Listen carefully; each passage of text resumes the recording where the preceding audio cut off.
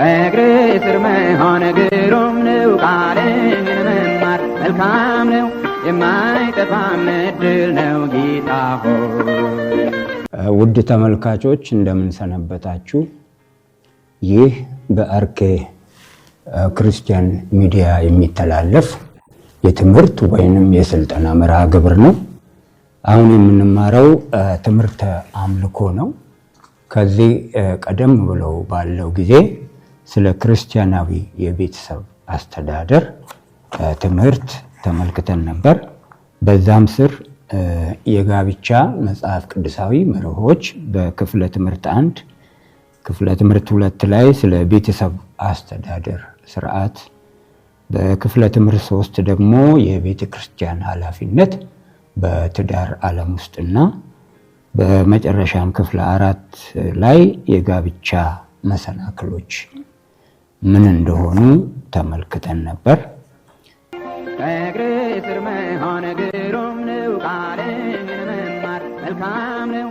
ዛሬ ትምህርት 10 ትምህርተ አምልኮ ነው። በትምህርተ አምልኮ ስር እንደተለመደው 4 ክፍለ ትምህርቶች አሉ። ክፍለ ትምህርት 1 ላይ ባዕድ አምልኮ፣ ክፍለ ትምህርት 2 ላይ አምልኮተ እግዚአብሔር በመጽሐፍ ቅዱስ፣ ክፍለ ትምህርት 3 አምልኮተ እግዚአብሔር በጥንቷ ቤተክርስቲያን ምን ይመስላል የሚለውን እናይና በክፍለ ትምህርት 4 ላይ አምልኮተ እግዚአብሔር በክፍለ ዘመኑ ቤተክርስቲያን በሚል እንመለከታለን። ክፍለ ትምህርት 1 ስለ ባዕድ አምልኮ ጥቂት እንመለከታለን። ወደ አምልኮተ እግዚአብሔር ከመሄዳችን በፊት ባዕድ አምልኮ የሚገለበጥባቸው ብዙ መንገዶች አሉ። አንደኛ በብዙ ህዝቦች መካከል ባህላዊ እምነቶች የሚባሉ አሉ። እንደገና ደግሞ ሰዎች ሰይጣንንም በቀጥታ የሚያመልኩበት ስርዓት አለ። ደግሞም ግዑዝ የሆኑ ግዙፍ የሆኑ የጣዖት አምልኮዎችም በታሪክ በህዝቦች ዘንድ የተለመዱ ናቸው። የሰማይ ሰራዊትን፣ ፀሐይ፣ ጨረቃን፣ ከዋክብትንም ሰዎች ያመልካሉ እና በእንደዚህም በሌላም መንገድ ባዕድ አምልኮ ይገለጣል። በመጽሐፍ ቅዱሳችን ውስጥ አንዳንድ የባዕድ አምልኮን ታሪክ ስንመለከት ተራፊም፣ በዓል፣ ዳጎን፣ በአዲስ ኪዳን ደግሞ አርጤምስ በሚል ስም የተሰየሙ ልዩ ልዩ የባዕድ አምልኮ ምሳሌዎች ተጠቅሰዋል። ሰው በኃጢአት ከወደቀ በኋላ በሰዎች መካከል በቤተሰብ በህብረተሰብ ውስጥ ከተከሰቱት የውድቀት ውጤቶች አንዱ ከእውነተኛውና ከአንዱ አምላክ ውጪ ሌሎች ባዕድ አማልክትን ማምለክ ነበር። ለምሳሌ በያዕቆብ ቤተሰብ ውስጥ ሚስቶቹ ቴራፊምን ያመልኩ እንደነበረ ታሪክ ይመሰክርልናል። ብሉይ ኪዳንን ስንመለከት እግዚአብሔር የእስራኤል ልጆች ከግብፅ ካወጣ በኋላ 10ቱን ትእዛዛት ወይም ህግጋት እንደሰጣቸው ተጽፏል። ከነዚህ 10ቱ ትእዛዛት የመጀመሪያዎቹ 2ቱ አምልኮተ እግዚአብሔርን የሚያዙ እና የሚያጠናክሩ ናቸው። ባዕድ አምልኮን የሚከለክሉ ትእዛዛት ናቸው። ከዚያን ጊዜ ጀምሮ በእስራኤል ታሪክ ውስጥ ከዚህ ከእውነተኛው አምላክ አንዱ አምላክ ከአብርሃም፣ ከይስሐቅ፣ ከያዕቆብ አምላክ ያፈነገጠ ብዙ የባዕድ አምልኮ ታሪኩን በመጽሐፈ መሳፍንት ከመሳፍንት ጀምሮ ደግሞ በነገስታቱም ዘመን እናነባለን። ለምሳሌ ንጉሥ ሰለሞን ብዙ ሚስቶችን አግብቶ ነበር። እነዚህም ደግሞ አብዛኛዎቹ ከእስራኤል ውጭ ከሌሎች ህዝቦች ስለነበሩ አማልክቶቻቸውንም ይዘው ወደ እስራኤል በመግባት የእግዚአብሔር ህዝብ እስራኤል በእነዚህ ባዕድ አማልክት ምክንያት እንደረከሰና በኋላም ላይ ለቅጣት አልፎ እንደተሰጠ እናያለን። በብሉይ ኪዳን ውስጥ በነቢያቱም በመዝሙራቱም በሌሎችም መጽሐፍት ውስጥ ባዕድ አምልኮ ጣዖት ከንቱና ምናምን እንደሆነ በተደጋጋሚ ተመስክሯል። የአሕዛብ አማልክት አጋንንት ናቸው በሚል ባዕድ አማልክት ሙሉ ለሙሉ የአጋንንት መገልገያና መሳሪያ እንደሆኑ በብሉይ ኪዳን ተጽፏል። አዲስ ኪዳንም ውስጥ ስንመለከት ሰዎች አጋንንትን፣ ቁሳቁስን ከቁሳቁስም ሌላ ደግሞ ረቂቅ ነገሮችን ለምሳሌ መጎብኘት ወይም መመኘት በጥብቅ ከጣዖት እኩል እንደሆነ ያስተምራል አዲስ ኪዳን። እና በአፍሪካ አህጉር ባዕድ አምልኮ በጣም የተለመደ ነው። በቤተሰብ ደረጃ በህብረተሰብ ደረጃ ብዙ አፍሪካውያን አያቶቻቸውን ቅድመ አያቶቻቸውን የእነሱንም መንፈስ ወይም ውቃቢ ያመልካሉ።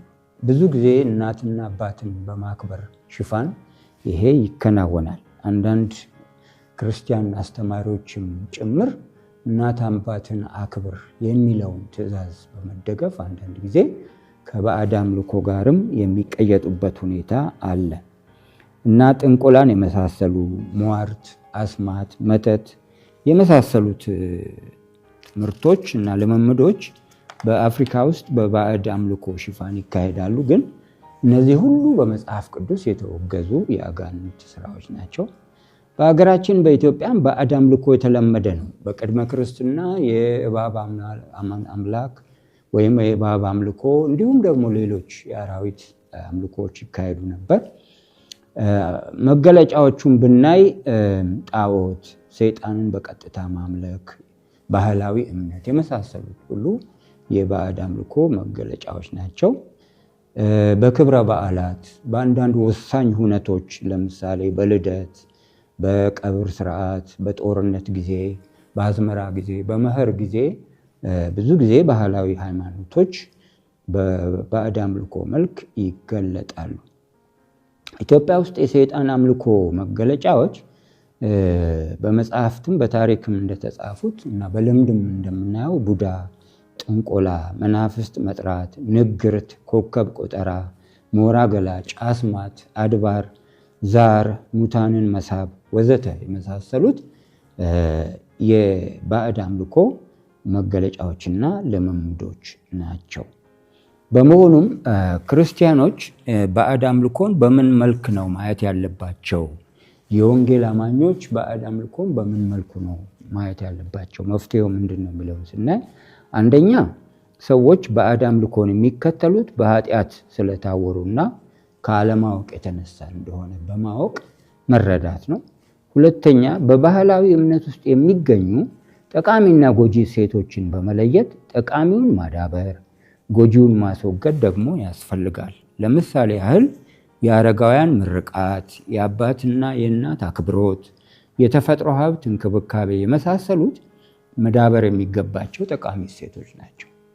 እርግማን፣ ብቀላ፣ የእንስሳት መስዋዕት፣ ዝሙት ነክ መስዋዕት፣ የሴቶችና ሕፃናትን ክብር ዝቅ የሚያደርጉ ልማዶች ግን ሊወገዱ የሚገባቸው ጎጂ ልማዶች ናቸው። የብርሃንን ወንጌል በማስተማር የጨለማን ስራ መግለጥና ማስወገድ የወንጌል አማኞች መጽሐፍ ቅዱሳዊ ኃላፊነት ነው። ምዕመናን የጣዖትን ከቱደት ተረድተው የእግዚአብሔርን አንድነትና የኢየሱስ ክርስቶስን ጌትነት በማወቅ እንዲያድጉ ማስተማር ይገባል። እንደዚሁም በመንፈስ ቅዱስ ኃይልና በኢየሱስ ክርስቶስ ስምና ስልጣን መንፈሳዊ ተጋድሎ በማድረግ የአጋንንት እስረኛ የሆኑ ሰዎችን አርነት ማውጣት የቤተ ክርስቲያን የአማኞች ሁሉ ኃላፊነት ነው። ክፍለ ትምህርት 2 አምልኮተ እግዚአብሔር በመጽሐፍ ቅዱስ የሚለውን እናያለን። በብሉይ ኪዳን ስለ አምልኮተ እግዚአብሔር ምን እንማራለን የሚለውን ስናይ የብሉይ ኪዳን ሃይማኖትና ተቋማት በተለይ አጽንኦት የተሰጠባቸው አንደኛ እግዚአብሔር እርሱ አንድ አምላክ መሆኑ፣ ሁለተኛ ይህንን አንድ አምላክ ለመከተል ለማገልገል እርሱን ለማምለክ የተጠራ እስራኤል የሚባል ሕዝብ ለዚህ እንደተለየ የቃል ኪዳን ሕዝብም እንደሆነ እና በሶስተኛ ደረጃ ደግሞ ይህን አንድ አምላክ እነዚህ ለእግዚአብሔር የተለዩ እስራኤል የሚከተሉበት ሕግ እንደተሰጣቸው ብሉይ ኪዳን ያስተምራል። ይህን መሰረት በማድረግ 2 የአምልኮ ስፍራዎች በብሉይ ኪዳን ውስጥ አሉ። እነዚህም የእስራኤል ልጆች ከግብፅ ከወጡ በኋላ በምድረ በዳ የተደነገገላቸው የመገናኛው ድንኳን ወይም የምስክር ድንኳን ተብሎ የሚጠራ ሲሆን ለ400 ዓመት በላይ አገልግሏል። ይህም በኋላ ላይ ግን ንጉሥ ሰለሞን ባሰራው የማይንቀሳቀስ ቤተ መቅደስ ተተክቷል እና በእነዚህ የአምልኮ ስፍራዎች ውስጥ በዋናነት የሚያገለግሉት ካህናትና ሌዋውያን ተብሎ የሚጠሩ አገልጋዮች ናቸው እና በእነዚህ የአይሁድ የአምልኮ ስፍራዎች ላይ ሁለት መሰረታዊ አምልኮዎች ይካሄዳሉ። አንዱ ለእግዚአብሔር ዕለት ዕለት የሚገባውን፣ በክብረ በዓላት የሚገባውን፣ በሰንበታት የሚገባውን፣ በወር መባቻ የሚገባውን፣ በዓመት የሚገባውን መስዋዕት እስራኤሎች የሚያቀርቡ ነው እና 5 መስዋዕቶች ተደንግገዋል በብሉይ ኪዳን። ከነዚህ ውስጥ አንዱ ብቻ ሲቀር ሌሎቹ በሙሉ የእንስሳት መስዋዕት ይቀርብባቸዋል፣ ደም ይፈስባቸዋል። መልእክታቸው ምንድነው? አንደኛ ኃጢአት ሰውን ከእግዚአብሔር የሚለይ መሆኑ፣ እግዚአብሔር ቅዱስ አምላክ በመሆኑ ኃጢአትን እንደሚጸየፍ፣ ስለዚህ የኃጢአት ዋጋ ሞት ስለሆነ ይህንን ሞት ደግሞ ወይም ኃጢአተኛው ወይም የእርሱ ምትክ መክፈል እንዳለበት ያስተምራሉ። በዚህ ምክንያት ሰው ባለማወቅ ላደረጋቸው ኃጢአቶች የሚያቀርባቸው 4 የእንስሳት መስዋዕትና አንድ ደግሞ የምስጋና እህል መስዋዕት ተደንግጎላቸዋል። አይሁዶች ግን ወይንም እስራኤሎች እግዚአብሔርን የሚያመልኩበት ሌላው መንገድ በዓላት ናቸው። 7 ዋና ዋና በዓላት በብሉይ ኪዳን ተደንግገዋል። ከነዚህ 3ቱ የፋሲካ በዓል፣ በዓለ ሃምሳ እና ደግሞ የዳስ በዓል የሚባሉት አብዛኛው ወንድ እስራኤላውያን ወደ ኢየሩሳሌም በማቅናት በዛ ለእግዚአብሔር የሚገባውን ክብር የሚሰጡበት ነው። እነዚህ በዓላት ዋናው መልእክታቸው እና የአምልኮም መገልገያ የሚሆኑበት ምክንያት ምንድነው? ሁሉም በዓላት እግዚአብሔር ለቃል ኪዳን ሕዝብ ለእስራኤል ያደረገውን አደራረግ፣ ውለታውን፣ ስራውን፣ ማዳኑን፣ ምሕረቱን፣ መገቦቱን እነዚህን ሁሉ የሚያሳስቡ በመሆናቸው እነዚህን በዓላት በሚያከብሩበት ጊዜ የእግዚአብሔርን ነፃ አውጭነት፣ የእግዚአብሔርን ማዳን፣ የእግዚአብሔርን ጥበቃ፣ የዕለት ተዕለት እንክብካቤ ያስቡበታል። ስለዚህ በዝማሬ፣ በጸሎት፣ በምስጋና መስዋዕት በማቅረብ በማዕድ ዙሪያ እግዚአብሔርን በእነዚህ በዓላት ውስጥ ያመልካሉ ማለት ነው። የቤተ መቅደስ አምልኮ በብሉይ ኪዳን በሁለት ይከፈላል። የዕለት ተዕለት አምልኮ አለ። ጠዋት ፀሐይ ስትወጣ ካህናት የመቅደሱን በር ይከፍታሉ። ፀሐይ ልትጠልቅ አካባቢ የመቅደሱ በሮች ይዘጋሉ። በዛ መሃል ማንኛውም እስራኤላዊ ለእግዚአብሔር መስዋዕት ማቅረብ የሚፈልግ መስዋዕቱን ይዞ ይመጣል፣ ለካህናት ያስረክባል። እናም እንደ ስርዓቱ ካህናቱ የስርየትን ስርዓት ያስፈጽማሉ። ይሄ የዕለት ተዕለት መስዋዕት፣ ሳምንታዊ መስዋዕት፣ ወርሃዊ መስዋዕት የሚቀርብበት ስርዓት ነው። ግን ሁለተኛው የክብረ በዓል መስዋዕት አለ። ይሄ ደግሞ በዓመት አንድ ጊዜ የሚደረግ የስርየት ቀን የሚባለው ነው። ይህንን የሚያስፈጽመው ግን ካህናቱ ሳይሆኑ ሊቀ ካህናቱ ነው። ያ ቀን የጾም ቀን ነው፣ የብሔራዊ ንስሐ ቀን ነው። ስለዚህ ሊቀ ካህኑ ለእግዚአብሔር የሚገባውን የእንስሳት መስዋዕት በማቅረብ የስርየት ደም ደግሞ በማፍሰስ ይህን የስርየት ደም ደግሞ በሰዎችም ሆነ በመቅደሱ ዕቃዎች ላይ በመርጨት በዓመት አንድ ጊዜ የስርየት ቀን ይፈጸማል ማለት ነው። እንግዲህ በዚህ በመገናኛው ድንኳንና እንዲሁም በኋላ ላይ በማይንቀሳቀሰው ቤተ መቅደስ አማካይነት በብሉይ ኪዳን የእግዚአብሔር የቃል ኪዳን ሕዝብ እስራኤሎች አምልኮተ እግዚአብሔርን ያካሂዱ ነበር።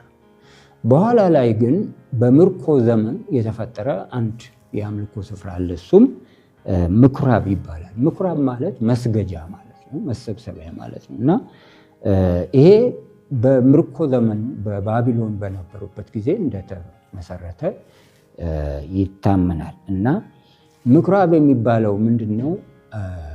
እስራኤላውያን በእስራኤልም ውስጥ ከእስራኤል ውጭ በዳያስፖራ ያሉ አይሁዶች ሁሉ 10 እና ከዛም በላይ የሚሆኑ ወንዶች በሚገኙበት በማንኛውም ከተማና አካባቢ የሚቋቋም ነው። ምኩራቡ አለቃ አለው፣ በሽማግሌዎች ይተዳደራል።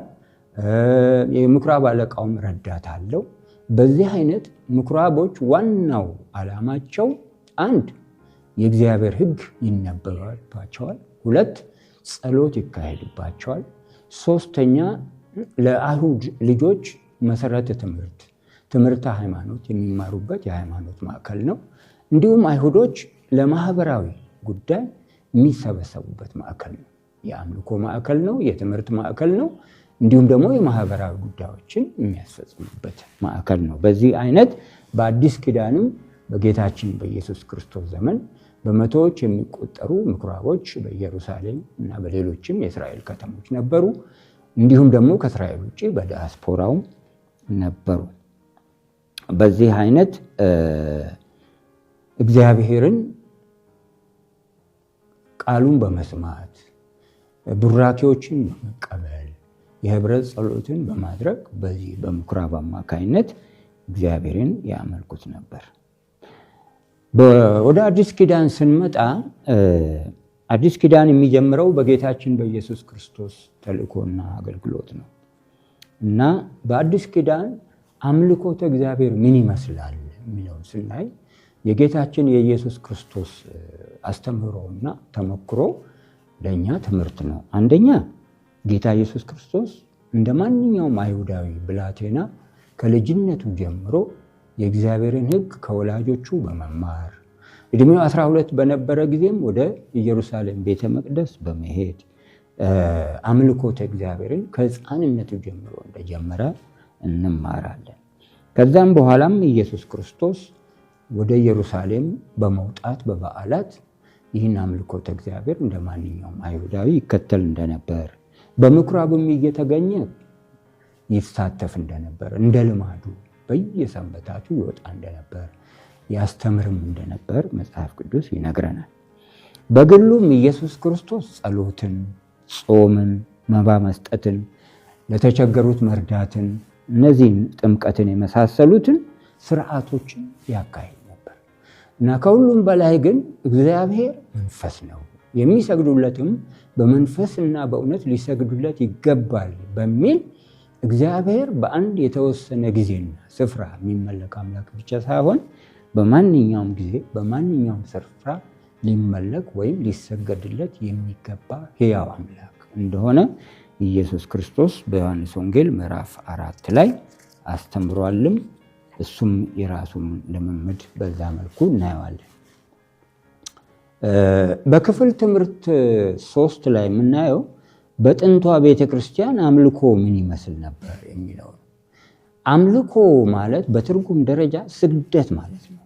ከስግደትም አለፍ ብሎ ማንኛውም ለእግዚአብሔር የሚደረግ አገልግሎት ሁሉ አምልኮ ተብሎ ይጠራል። ስለዚህ የአምልኮ ዋናው ትኩረት ሰው ሁለመናውን ለእግዚአብሔር መስጠቱ፣ መገዛቱና እግዚአብሔርን ማገልገሉን የሚያካትት ነገር ነው።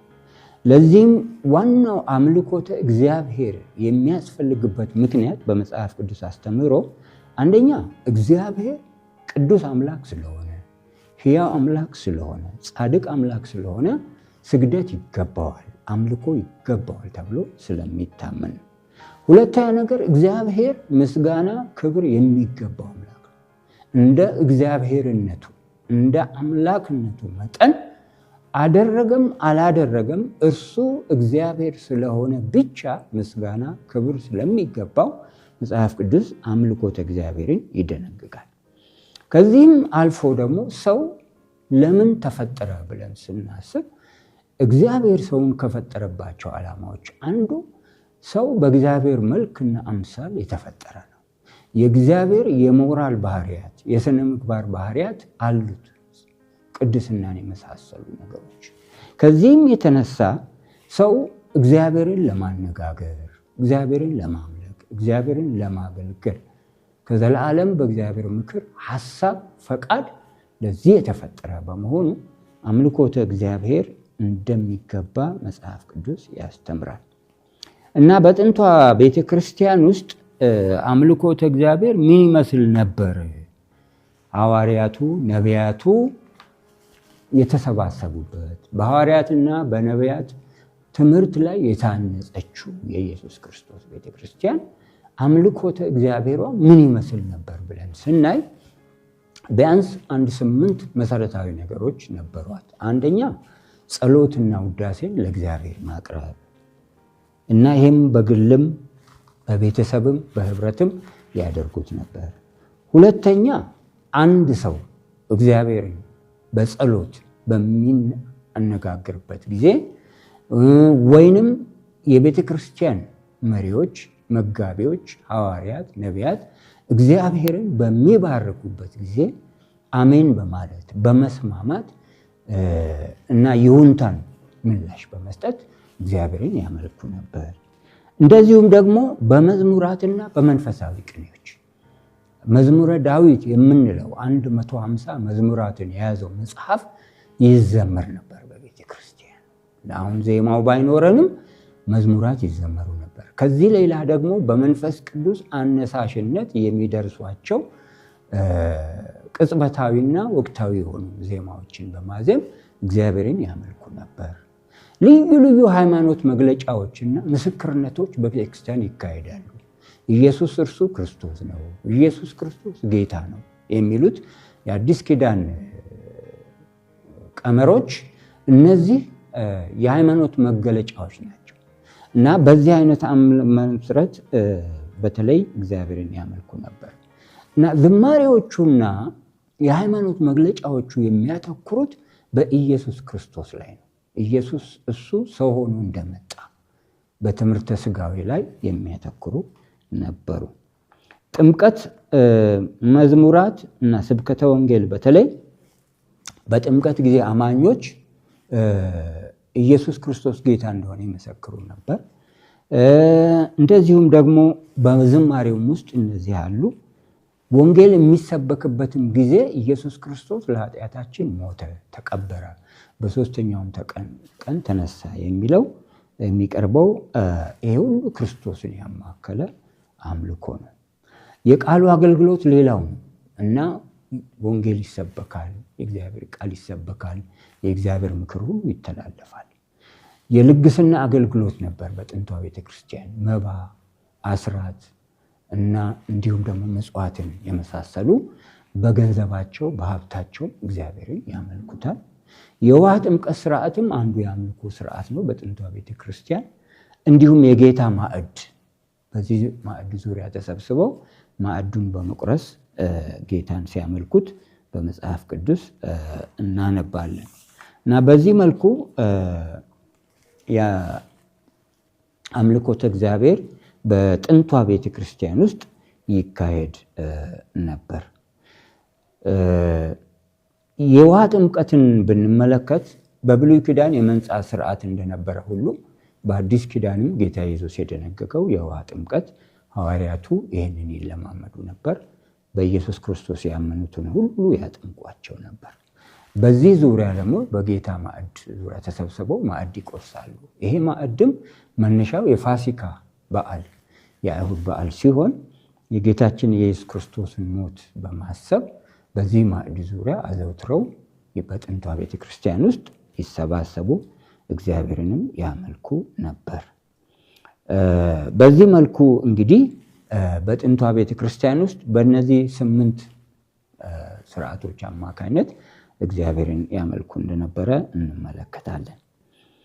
በክፍል 4 ላይ የምንመለከተው አምልኮተ እግዚአብሔር በክፍለ ዘመኑ ቤተክርስቲያን ምን መምሰል አለበት የሚለውን ነው እና አሁን በምንኖርበት ዘመን ዋናው የዚህ ትምህርት ዓላማ ምንድን ነው? አንደኛ የአምልኮተ እግዚአብሔር ትርጉም ምንድን ነው የሚለውን ማወቅ አስፈላጊ ነው። አምልኮተ እግዚአብሔር ዘርፈ ብዙ ትርጉም ነው ያለው። ዋናው ለእግዚአብሔር መስገድ፣ ለእግዚአብሔር መሰጠት፣ ለእግዚአብሔር የምንሰጠው አገልግሎት ሁሉ አምልኮተ እግዚአብሔር መሆኑን ይህን ዘርፈ ብዙ ትርጉም መረዳት ነው። ሁለተኛ በምንኖርበት ዘመንና አካባቢ ለአምልኮተ እግዚአብሔር ተጻራሪ የሆኑ የባዕድ አምልኮ መገለጫዎችን መለየት ነው። በሶስተኛ ደረጃ ስለ አምልኮ የመጽሐፍ ቅዱስ አስተምሮን ማገናዘብ ነው። በተለይ በዚህ ላይ 2 ነገሮችን ማየት አለብን። አንደኛ በመንፈስ እግዚአብሔርን ማምለክ፣ ሁለተኛ በአእምሮ ደግሞ እግዚአብሔርን ማምለክ። እነዚህን በደንብ ማስተዋል በጣም አስፈላጊ ነው። ምክንያቱም አንደኛ ቆሮንቶስ ምዕራፍ 14 ላይ ሐዋርያው ጳውሎስ ስለዚህ ሲያስተምረን ምንድነው? እግዚአብሔርን እንደ እግዚአብሔርነቱ አንደኛ በመንፈስ እናመልከዋለን፣ ግን በአእምሮም እናመልከዋለን። በአእምሮ ማምለክ የሚባለው ምንድነው? እያንዳንዳችን በሚገባን ቋንቋ በምናስተውለውና በምንግባባበት ቋንቋ እግዚአብሔርን ማምለክ ነው። ሁለተኛው ደግሞ የመንፈስ አምልኮ የሚባለው በመንፈስ ቅዱስ ስጦታዎች አማካይነት እግዚአብሔርን የምናመልክበት ነው እና ስለዚህ በዚህ በአእምሮ አምልኮ ውስጥ ምን ይካተታል ብለን ብናይ የምስጋና ጊዜ፣ ጸሎትና ምልጃ፣ የመንፈስ ቅዱስ ስጦታዎች መገለጥ፣ መዝሙር፣ ትንቢት፣ የቃለ እግዚአብሔር ትምህርትና ምክር፣ መናፍስትንና የትንቢት መልእክቶችን መለየት እና በእግዚአብሔር ስም የሚተላለፉ ቡራኪዎች፣ እነዚህ በአእምሮ የምናደርጋቸው አምልኮች ናቸው። ስለዚህ ቤተ ክርስቲያን ከታሪክም በመማር ከሁሉም በላይ ደግሞ መጽሐፍ ቅዱስን በማገናዘብ አንደኛ በምንሰበሰብበት ጊዜ መንፈስ ቅዱስ ባነሳሳን ልክ በህብረትም እግዚአብሔርን ማምለክ፣ የመንፈስ ቅዱስ ስጦታዎችን አለመናቅ። ሁለተኛ ግን ስርዓት ባለው መንገድ አእምሮን ባገናዘበ መልኩ ደግሞ 1 2 3 በሚል በተጻፉ በተደነገጉ ከትውልድ ወደ ትውልድ በሚተላለፉ ቅደም ተከተል ባላቸው ስርዓቶች አማካይነት እግዚአብሔርን የምናመልክበትን ትምህርት መደንገግ በጣም አስፈላጊ ነው። ጠቢብን አስተምረው ይበልጥ ጥበበኛ ይሆናል። ጻድቁን ሰው አስተምረው ዕውቀቱን ይጨምራል። ምሳሌ ምዕራፍ 9 ቁጥር 9